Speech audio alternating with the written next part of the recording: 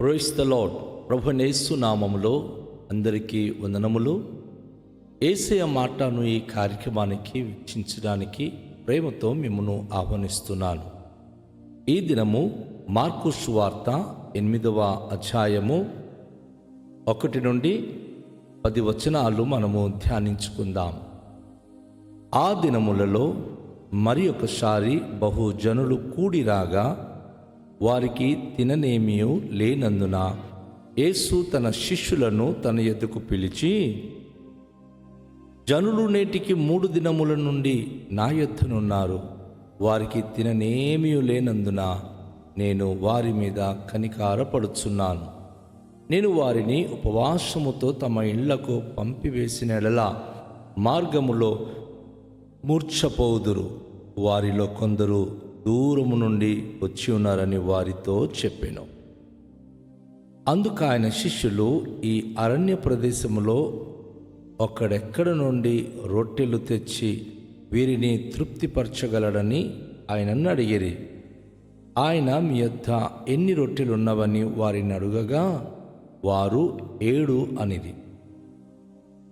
అప్పుడు ఆయన నేల మీద కూర్చుండుడని జనులకు ఆజ్ఞాపించి ఆ 7 రొట్టెలు పట్టుకొని కృతజ్ఞతస్తులు చెల్లించి విరిచి వడ్డించుటకై తన శిష్యులకిచ్చెను. వారు జనసమూహమునకు వడ్డించిరి. కొన్ని చిన్న చేపలు కూడా వారి యొద్ద నుండగా ఆయన ఆశీర్వదించి వాటిని కూడా వడ్డించుడని చెప్పెను. వారు భోజనము చేసి తృప్తి పొందిన మీదట మిగిలిన ముక్కలు 7 గంపలు నిండా ఎత్తిరి. భోజనము చేసిన వారు ఇంచుమించు 4,000 మంది. వారిని పంపివేసిన వెంటనే ఆయన తన శిష్యులతో కూడా దోణెక్కి దల్మనూత ప్రాంతమునకు వచ్చెను. ప్రియదేవునికి బిడ్డలారా, ఈరోజు ఒక విలువైన సంఘటనను మనం గమనిస్తూ ఉన్నాం. యేసు ప్రభువారు మన అందరి గురించి చూసేవారు అని ఇంతకన్నా వేరే నిదర్శన లేదు.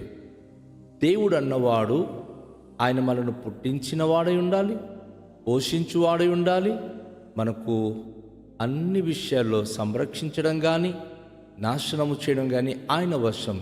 ఎందుకంటే గాడ్ అనే అబ్రివేషన్ మనకు తెలుసు. ఎవరైతే మరి జనరేటెడ్ చేయగలరు, ఎవరైతే ఆర్డినేట్ చేయగలరు, ఎవరైతే డిస్ట్రక్షన్ చేయగలరో డిస్ట్రక్టర్ ఆయనే దేవుడు. ఇక్కడ యేసు ప్రభువు దేవుడు అనడానికి ఇంతకన్నా వేరే విధమైనటువంటి మాటలు మనం చెప్పలేము. ఆయన తన దగ్గరికి వచ్చి తన బోధ వినే జనులు దాదాపు 3 దినాలు ఆయన దగ్గరే మాట వింటూ వింటూ వింటూ మైమర్చిపోయారు. తమ ఇంటికి వెళ్ళడం మర్చిపోయారు, తమ పరిస్థితులను మర్చిపోయారు. దేవుని యొక్క మాటలు వింటూ, యేసయ్య మాటలు వింటూ వారు ఎంతో సంతోషభరితులై 3 దినాలు తన దగ్గరే ఉండిపోయారు.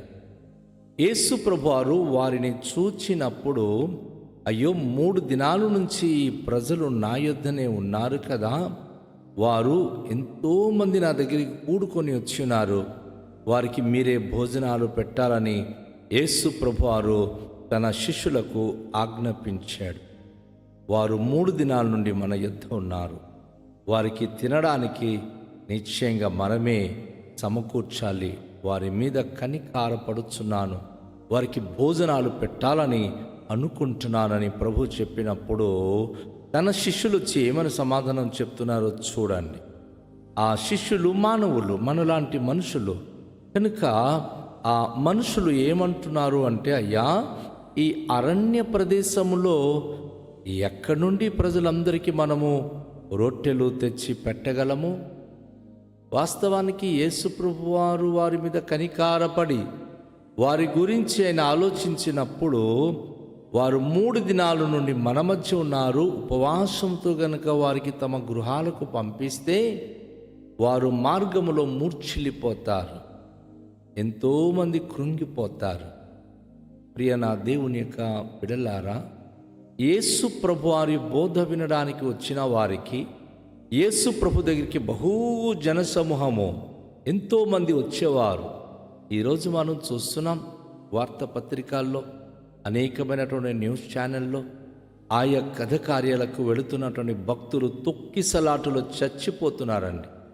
తిండి లేక చచ్చిపోతున్నారు, నీళ్లు లేక చచ్చిపోతున్నారు. ఎంతోమంది అక్కడ తమ వారిని కోల్పోయి ఎంతో ఆవేదన చెంది వస్తున్నారు. కానీ యేసు ప్రభు దినాలలో యేసు ప్రభు వారు ఎక్కడ బోధించినా ఆనాటి నుంచి నేటి వరకు ఎక్కడ దేవుని స్వార్థ పరిచర్య జరిగినా, యేసయ్య బోధన బోధిస్తున్నటువంటి గొప్ప దైవ జనులు ఎక్కడ కూటాలు పెట్టినా ఎవరికి ఏ అనర్థకము రాకుండా దేవుడు తన కరుణ కటాక్షం ఆ ప్రజలపైన ఉంచుతున్నాడు.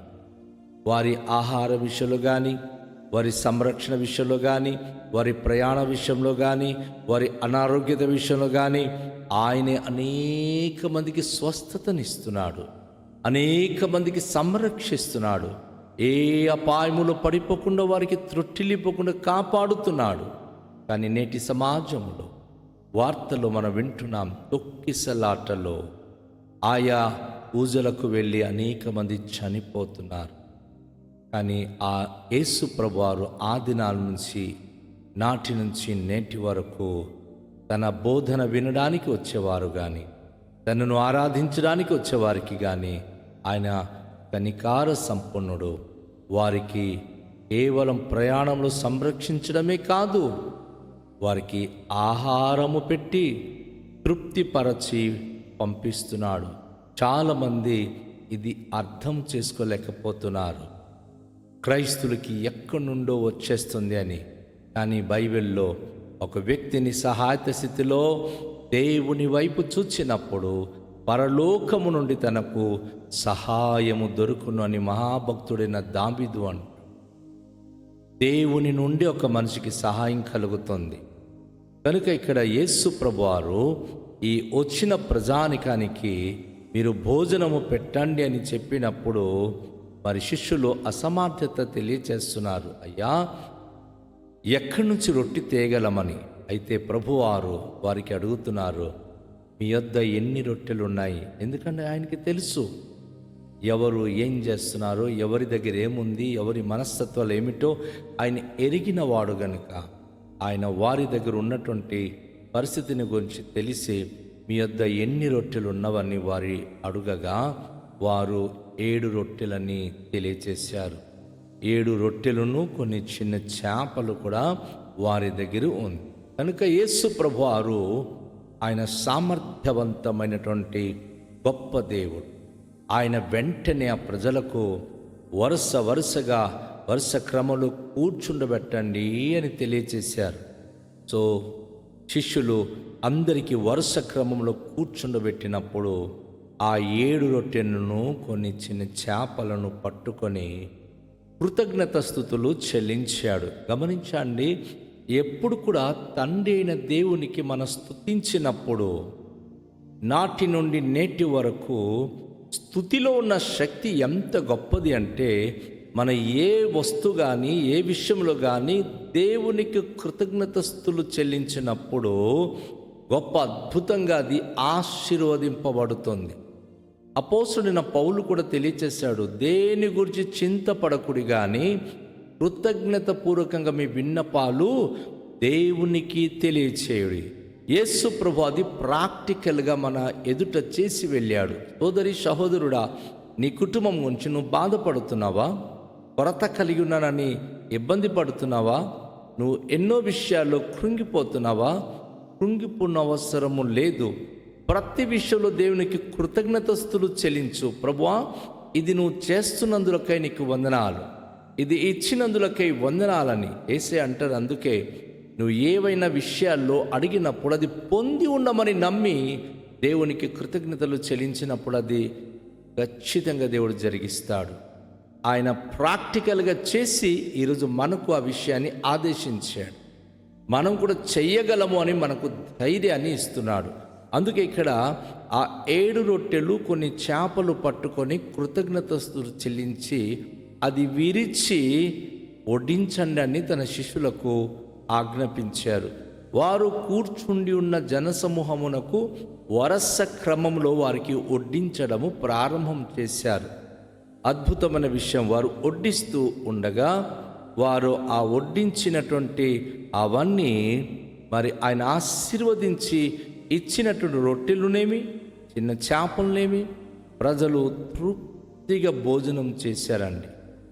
వారందరూ కూడా ఎంతో సంతృప్తిగా భోజనము చేశారు. గమనించండి, ప్రభు ఆశీర్వదించినప్పుడు ఏ వస్తువు అయినా మనం కొంచెము తిన్నా మనకు తృప్తి అనిపిస్తుంది.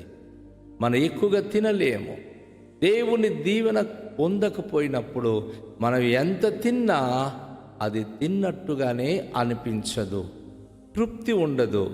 ఇంకా ఇంకా ఇంకా తిన్నట్టుగానే అనిపించట్లేదంటారు. అది ఆశీర్వాదము లేని ఆహారము, ఆశీర్వదింపబడిన ఆహారం. అందుకే క్రైస్తులైన మనము ప్రతి బిడలు, ప్రభువును అంగీకరించిన బిడలు, వారు భోజన పదార్థాలు తమ ఎదుట ఉన్నప్పుడు ఏం చేయాలి? ప్రార్థన చేసి తినాలి. అందులో దేవుని ఆశీర్వాదం వచ్చి పడినప్పుడు మనము కొంచెము తిన్నా అది మనకు ఎంతో తృప్తినిస్తుంది. ఇప్పుడు ఇక్కడ ఈ 7 రొట్టెలు కొన్ని చేపలు ఈ వరుస క్రమంలో కూర్చున్నటువంటి ప్రజలకు వారు వడ్డించడం ప్రారంభించినప్పుడు యేసయ్య ఆశీర్వదించి ఇచ్చిన ఈ ఆహారము అందరూ కూడా సంతృప్తిగా తిన్నారు.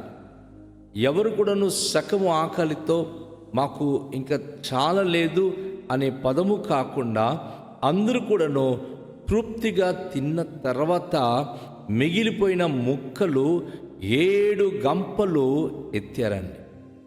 శిష్యులు ఆ మిగిలిపోయిన ముక్కలు జల్లకూడదని జనులకు ఆజ్ఞాపించి ఆ ముక్కలన్నీ కూడా గంపల్లో ఎత్తినప్పుడు 7 గంపలు వారు ఎత్తినట్లుగా వాక్యం మనకు సమాచారము చెప్తా ఉంది. అయితే ఇక్కడ భోజనము చేసిన వారు ఎంతమంది అని కౌంటింగ్ చేసినప్పుడు ఇక్కడ వచనం చెప్తుంది, భోజనము చేసిన వారు ఇంచుమించు 4,000 మంది. 4,000 మందికి 7 రొట్టెలు కొన్ని చేపలతో ప్రభువారు తృప్తిపరిచినప్పుడు ఇన్ని వారు విడిచిపెట్టినటువంటి ముక్కలు 7 గంపలు వారు నిండుగా ఎత్తినట్లుగా చూస్తున్నాం. అవును, మనము ప్రభు దగ్గరికి వచ్చినప్పుడు ప్రభు మన ప్రతి అవసరతలను తీర్చువాడై ఉన్నాడు. తన దగ్గరికి వచ్చిన ఏ మనిషిని అయినా ఒట్టి చేతితో పంపాడు. చాలాసార్లు మనము ప్రభు దగ్గరికి వెళ్ళడానికి మనము సాకులు చెప్తాం. ఈ ఆదివారం కాదు, లేకపోతే ఈ రోజు కాదు, ఇప్పుడు కాదు అంటాం. అంటే మనము పొందాల్సిన ఆశీర్వాదాలు మనమే వాయిదా రీతిగా దానిని తిరస్కరిస్తున్నాం. దాని ద్వారా నష్టపోయేది మనమే. దేవుని మాటలు వింటున్న నా ప్రియ సహోదరి సహోదరుడా, ఇష్టపూర్వకంగా దేవుని దగ్గరికి వచ్చి దేవుని మాటలను వింటే శారీరకంగా దేవుడు నీ కొరతలు తీరుస్తాడు, ఆత్మీయంగా నీకు దీవిస్తాడు, నీ కుటుంబానికి సంరక్షణ భద్రత అనుగ్రహిస్తాడు. యేసయ్య యొక్క సంరక్షణలో, యేసయ్య యొక్క సంతృప్తిలో, యేసయ్య యొక్క దీవెనలతో మీరు నింపబడాలని ఆశపడుతున్నారా? ఆనాటి ప్రజలకు యేసయ్య ఏ విధంగా అయితే అద్భుత కార్యములు చేశారో నేటి ప్రజలైన మనకు కూడా అట్టి ఆశీర్వాదాలు ఇవ్వడానికి ఇష్టపడుతున్నాడు. కనుక రండి, తలలోంచుకొని ప్రార్థన చేద్దాం.